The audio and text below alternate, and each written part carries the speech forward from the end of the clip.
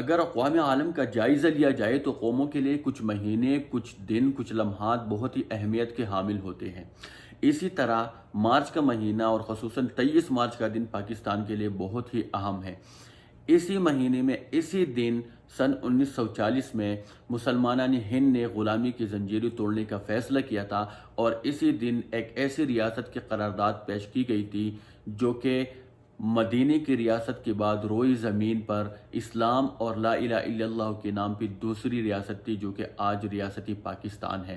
اگر یہ قرارداد پیش نہ ہوتی تو شاید آج ہم غلام ہوتے، اگر یہ قرارداد پیش نہ ہوتی تو شاید آج یہ پاکستان نہ ہوتا۔ تو سب سے پہلے میں اللہ تعالیٰ کا شکر ادا کرتا ہوں، اور اس کے بعد پورے پاکستان کو اور خصوصاً اوورسیز پاکستانیوں کو میری طرف سے بہت بہت مبارک ہو آج کا دن۔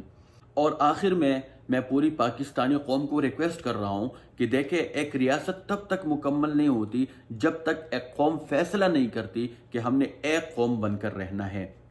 تو آئے اسی خوشی کے دن، اس عظیم دن کے اوپر ہم عہد کریں کہ آج کے بعد ہم ایک قوم بن کر رہیں گے، نہ سندھی، نہ پٹھان، نہ بلوچی، نہ پنجابی، بلکہ پاکستانی۔ اللہ تعالیٰ پاکستان اور پاکستانی قوم کو ہمیشہ سلامت رکھے۔ پاکستان زندہ باد۔